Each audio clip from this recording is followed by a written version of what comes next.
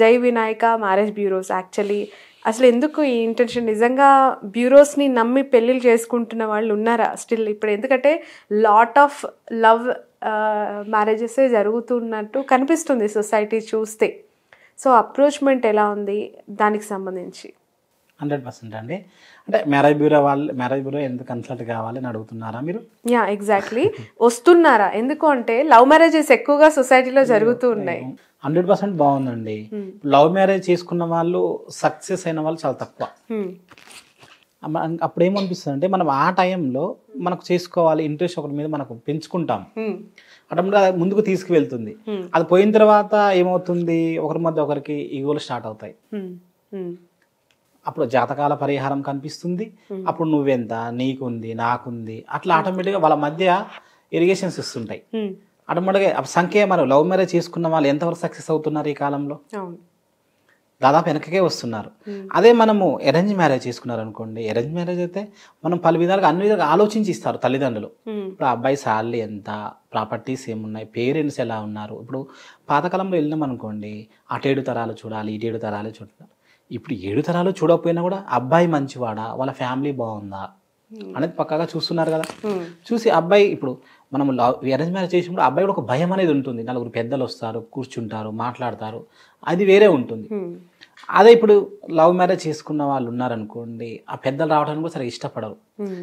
ఇప్పుడు ఆడపిల్లతో పోగొట్టుకోలేరు కదా. అప్పుడు పోలీస్ స్టేషన్లని, కేసులని, అది ఎంత పెద్దగా వెళ్తుంది. ఇప్పుడు మనం ఈ కాలంలో చూడట్లేదా? అంటే ఆ విధంగా ఉంటుంది. లవ్ మ్యారేజ్కి అరేంజ్ మ్యారేజ్కి చాలా తేడా ఉంటుంది. అప్పుడు అబ్బాయి గురించి వాళ్ళు 1కి 10 సార్లు జ్యోతిష్ని కలిసి మంచివాడా కాడా, అబ్బాయి నిజంగానే జాబ్ చేస్తున్నాడా, ఎంత సాలరీ సంపాదిస్తున్నాడు, మనకి ఇచ్చింది కరెక్టా కాదా, ప్రాపర్టీస్ అన్నారు, పలు విధాలుగా ఆ ఏరియాలో మన వాళ్ళు ఎవరున్నారని ఎంక్వైరీ చేసుకొని వాళ్ళతో పాటు మా మ్యారేజ్ బ్యూరో వాళ్ళు కూడా ఎంక్వైరీ చేస్తారు. అన్ని విధాలుగా చూసి నీకు ఒక మంచి సంబంధం చూసి చేస్తాం. ఓకే. ఎలా ఉంటుంది యాక్చువల్లీ ఒక మ్యారేజ్ బ్యూరో పెట్టే పర్పస్, జరుగుతున్న అక్కడ డెవలప్మెంట్స్ ఎట్లా సెట్ చేస్తారు?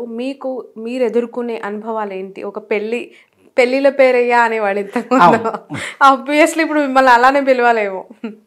అంతే అమ్మా, పిలవడం తప్పేముంది. ఇప్పుడు ఒక సంబంధం సెట్ చేయడం అంటే మామూలు విషయం కాదు కదమ్మా. ఇప్పుడు నువ్వు ప్రొఫైల్ ఇస్తావు, రిజిస్ట్రేషన్ చేసుకుంటావు, ఫస్ట్ నీ చాట ఇస్తాం, అంటే జ్యోతిష పరంగా నీకు ఎలాంటి దోషాలు ఉన్నాయి, అసలు ఈ అమ్మాయికి ఎప్పుడు మ్యారేజ్ అవుతుంది, అలా మేము క్షుణ్ణంగా పరిశీలిస్తాం. సేమ్ ఒక అబ్బాయికి కూడా అలాగే పరిశీలిస్తాం. పరిశీలించి వీళ్ళిద్దరు ఎంతవరకు కలిసి ఉంటారు, వీళ్ళకి ఎన్ని పాయింట్స్ కలుస్తున్నాయి, విడిపోయే యోగాలు ఉన్నాయా లేవా. అంటే ఈ అమ్మాయి కొంతమంది ఏంటంటే ప్రతి ఒక్కరికి కూడా వాకుస్థానం, మనం మాట్లాడే విధానం సరిగా లేకపోతే మనం ఎంత సరిగా చెప్పినా కూడా ఆ పెళ్లి ఆటోమేటిక్గా క్యాన్సిల్ అయిపోతుంది. అంటే వాకుస్థానంలో కొన్ని గ్రహాలు, పాపగ్రహాలు ఉన్నాయి అనుకోండి, వాళ్ళు మాట్లాడే వాళ్ళది కొంచెం కఠినంగా ఉంటుంది. ఇద్దరు వాకుస్థానంలో పాపగ్రహాలు ఉన్నాయి అనుకోండి, వాళ్ళ మధ్య ఎన్ని పాయింట్స్ కలిసినా కూడా ఆటోమేటిక్గా వాళ్ళది అది వెనకకి వెళ్ళిపోతుంది. అలాగే విడిపోయే యోగాలని ఉంటాయి, అంటే సప్తమ స్థానం అంటారు. సప్తమ స్థానంలో పాపగ్రహాలు ఉన్నా, సప్తమాధిపతి పాపగ్రహంతో కలిసి ఉన్నా కూడా అంటే వాళ్ళకు భర్తతో సరిగా ఉండటం కానీ, భార్యతో సరిగా ఉండటం కానీ, ఇలాంటి మనకు జాతక దోషాలు తెలుస్తూ ఉంటాయి. అలాంటి వాళ్ళకు మేము ఏంటి అంటే ముందుగా అమ్మాయికి కుంభ వివాహం చేయించటము, అబ్బాయికి అయితేనేమో కదిలి వివాహం చేయించటము. ఒకవేళ వీళ్ళిద్దరికి సెట్ అవ్వదండి, ఇప్పుడు కొంతమంది ఏంటంటే పాయింట్స్ మాత్రమే చూస్తారు, అది నెట్లో కొట్టిన మనకని దొరుకుతుంది, ఈ నక్షత్రానికి సరిపడదండి అని చెప్తారు కొంతమంది.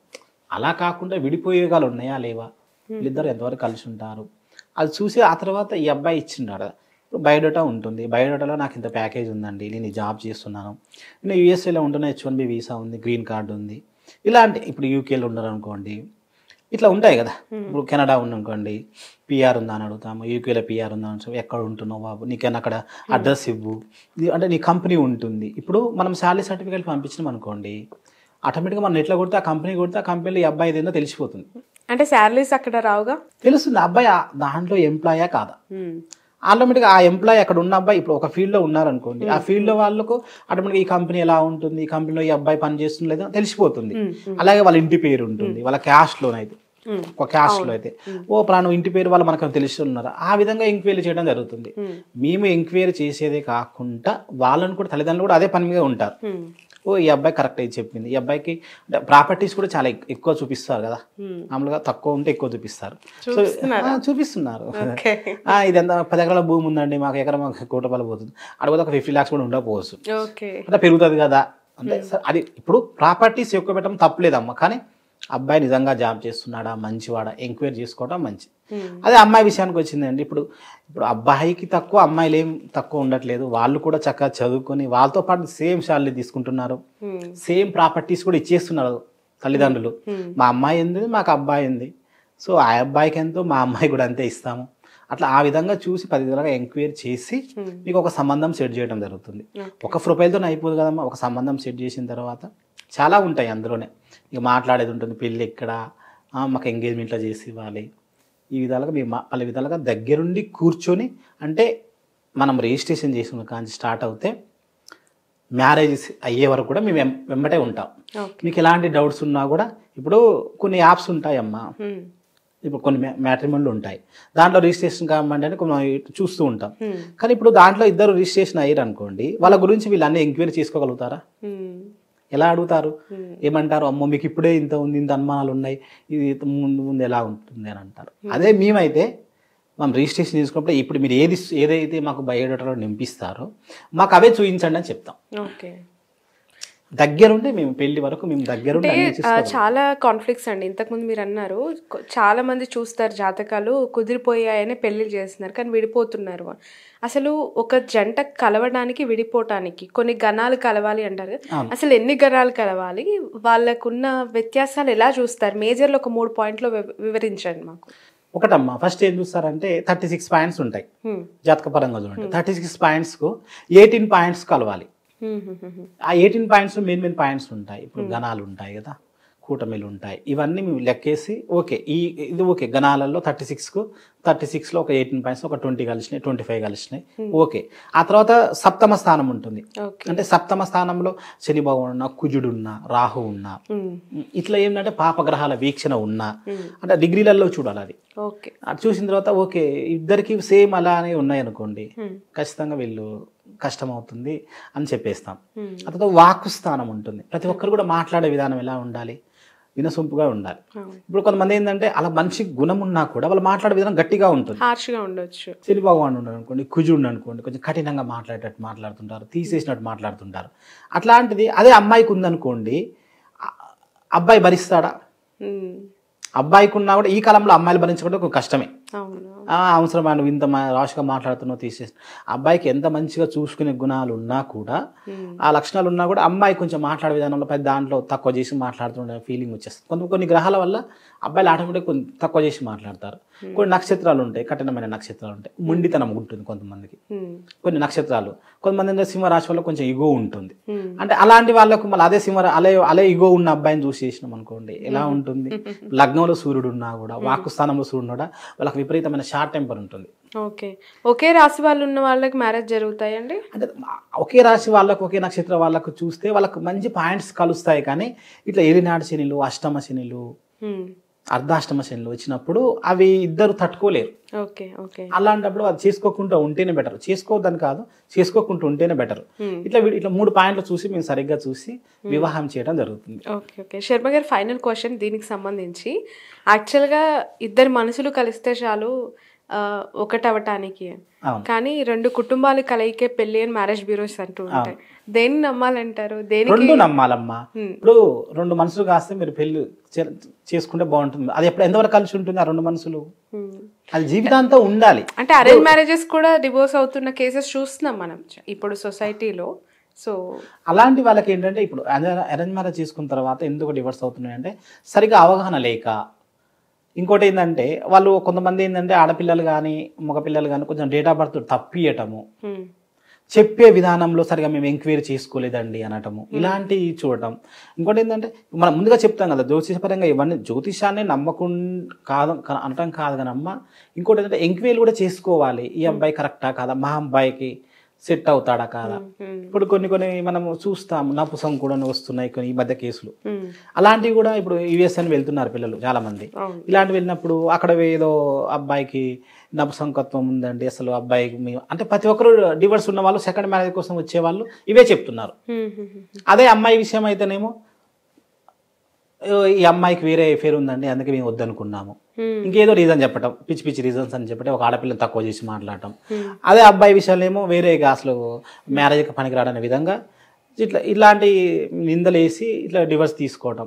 అందుకే మనం ఫస్ట్ సార్ పెళ్లి చేసేటప్పుడు అబ్బాయికి ఇప్పుడు తండ్రి ఏం చేస్తాడంటే అబ్బాయికి ఎంత ప్యాకేజ్ ఉందని చూస్తాడు, అమ్మాయి ఏం చేస్తుందంటే అబ్బాయి ఎంత అందంగా ఉందని చూస్తాడు. సో ఇప్పుడు రెండు ఉన్న వ్యక్తి దొరుకుతాడా? పాతకాలంలో ఇవన్నీ మరీ ప్రాపర్టీస్ చూసి బాగా శాలరీ చూసి ఇచ్చారా? మా అమ్మాయి మంచి కుటుంబానికి వెళ్తుందని చూసి ఇచ్చారు. అబ్బాయి ఎలా ఉన్నా కూడా ఆ తర్వాత ఆటోమేటిక్గా ఆ కుటుంబాన్ని పరిస్థితిని బట్టి అబ్బాయి మంచిగా నడుచుకునేవాడు, ఆ పెళ్లి నిలబడ్డాయి.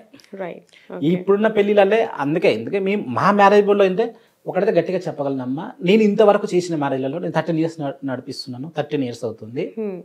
ఒక్కటి కూడా జయ వినాయక మ్యారేజ్ బ్యూరో నుంచి విడిపోయినది లేదు. ఎన్ని పెళ్లిళ్ళు జరిగి ఉంటాయి ఇప్పటి వరకు? చాలా జరిగినాయి అమ్మా, వేలల్లో ఉంటాయి. అంటే మరీ అని చెప్పను కానీ 1000 వరకు వెళ్ళొచ్చు. ఓకే, ఒక 1000 మ్యారేజెస్ చేసి ఉంటారు. మొత్తం ఇండియన్ మ్యారేజెస్ అండి? అట్లా అని కాదమ్మా, ఇండియన్ మ్యారేజెస్. అంటే మేము ఓన్లీ హిందువులకు మాత్రమే చూస్తాము. అంటే ఐ మీన్ ఇండియా సంబంధాలైనా యుఎస్ సంబంధాలు? యుఎస్ సంబంధాలు ఎక్కువ. ఓకే ఓకే, అంటే వాళ్ళు ఇంట్రోగేషన్ ఎక్కువ చేస్తుంటారు కదా. మనకు ఏంటంటే మన దగ్గర ప్రొఫైల్స్ ఎలా అంటే ఆల్ క్యాస్ట్ అండి, అన్ని హై ప్రొఫైల్సే ఉంటాయి. ఎక్కువ ఏంటంటే యుఎస్ఏ మ్యాచెస్, డాక్టర్స్, యూకే పిల్లలు, కెనడా పిల్లలు, దక్షిణ కొరియా, అమెరికాలో అంటే స్టేట్లు ఉంటాయి కదా, అక్కడి నుంచి ఉన్న వాళ్ళ పిల్లలు అందరూ కూడా కమ్మాసు, రెడ్డీసు, కాపులు, ఇట్లా ముదిరాజు, అట్లా బీసీలలో గౌడ్స్ ఇట్లా ఉంటారు కదా. చిన్న క్యాస్ట్లో కూడా అన్నీ కూడా అంటే అందరూ మంచిగా వెల్ సెటిల్ ఉన్న ప్రొఫైలే తీసుకుంటాము. మీకు 100% మీకు అతి త్వరగా అంటే 100 daysలో అని చెప్పగలను కానీ 100% దాదాపు మీకు 100% మేము చేయగలుగుతాం. ఇంకొకటి ఏంటంటే ఇట్లా ప్రొఫైల్ తీసుకోగానే ఏంటంటే అబ్బాయికి బర్త్ చాట్ ఇస్తాం, అమ్మాయికి బర్త్ చాట్ ఇస్తాం. అంటే ఎప్పుడు మ్యారేజ్ అవుతుంది. కొంతమంది ఏం చేస్తారంటే తిరుగుతూ ఉంటారు, ఆ మ్యారేజ్ బ్యూరో, ఈ మ్యారేజ్ బ్యూరో, ఆ జ్యోతిష్యం దగ్గరికి, ఈ జ్యోతిష్యం దగ్గరికి, ఏమవుతుంది ఇంకా పెళ్లి కావట్లేదు. మనం కరెక్ట్గా చూడాలి జ్యోతిష్యం. ఎట్లా అంటే అసలు పెళ్లి ఎందుకు లేట్ అవుతుంది? ఈ అమ్మాయికి 7వ స్థానంలో ఇప్పుడు శని బాగుండు అనుకోండి, కుజుడు ఉన్నా, వీక్షణ ఉన్నా, ఆ గ్రహం వేరే వాళ్ళతో కలిసి ఉన్నా కూడా వాళ్ళకు లేట్ మ్యారేజెస్ అవుతుంటాయి. ఇట్లా మళ్ళీ ఇప్పుడు ఇద్దరికి విడిపోయేగాలు ఉన్నాయి అనుకోండి, అబ్బాయికి అమ్మాయి, అట్లా చేయకూడదు. అలాంటప్పుడు ఏంటంటే పెళ్లి లేట్గా అవుతున్నా కూడా, ఇద్దరికి విడిపోయేగాలు ఉన్నా కూడా అబ్బాయిలకేమో అమ్మాయిలకేమో కుంభ వివాహాలు ఉంటాయమ్మా. ఇంతకుముందు మనం ఇప్పుడు ఐశ్వర్య గారు చేసుకున్నారు, ఐడియా ఉందా? కుంభ వివాహం. ఆవిడ కుంభ వివాహం చేసుకున్న తర్వాతనే ఆవిడ మ్యారేజ్ సెట్ చేసుకున్నారు. ఇప్పటి వరకు కూడా మనం చెప్పవచ్చు క్లారిటీగా ఉంటున్నారని. అవునమ్మా, ఇంతవరకు నేను చెప్తున్నాను, ఎవరు చేయించారు కుంభ వివాహాలు. ఓకే, అంటే ఏంటి కుంభ వివాహం అంటే? ముందుగానే అంటే దేంతో అయినా వివాహం చేసి తర్వాత పెళ్లి చేస్తారు.